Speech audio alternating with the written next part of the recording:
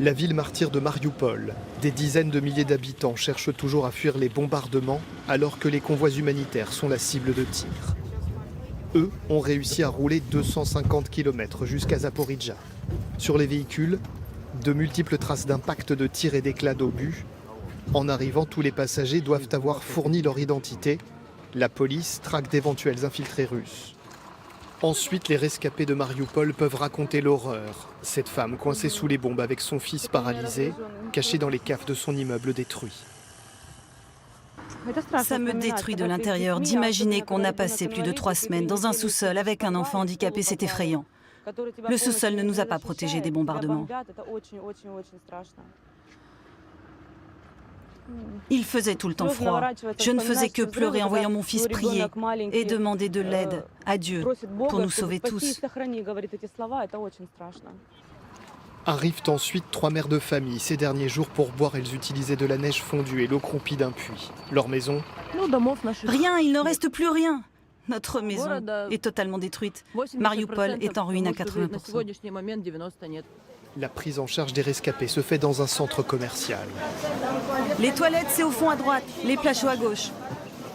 Victoria ne sait pas encore où elle dormira ce soir avec sa petite fille. Les habitants s'organisent pour elle. Tiens petit, c'est pour toi. Beaucoup de rescapés connaissaient des proches abrités dans le théâtre de Mariupol avant les frappes russes. À la mi-journée, on évoque au moins 130 survivants. La ville de Zaporijjia accueille également de nombreux blessés graves en provenance de Mariupol.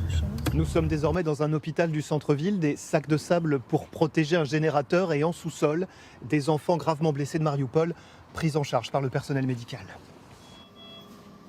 Cette petite fille de 11 ans est en coma artificiel. Cet enfant a été visé dans un convoi humanitaire par une frappe russe. Dans cette salle, 3 enfants de Mariupol entre la vie et la mort, qui tous nécessitent des soins intensifs. Masha raconte tout ce qui t'est arrivé. J'étais sortie dehors.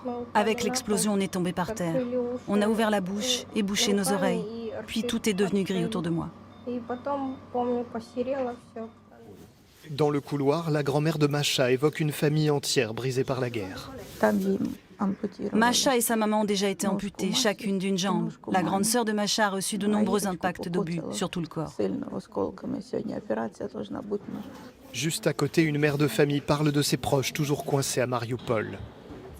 Il faut que tout ça s'arrête. À chaque fois qu'un avion russe est au-dessus de la ville, on sait qu'une bombe peut tomber à tout moment. Il reste des milliers de personnes là-bas. Ils ne sont pas protégés. Dans les prochaines heures, de nouveaux blessés graves sont attendus dans l'hôpital.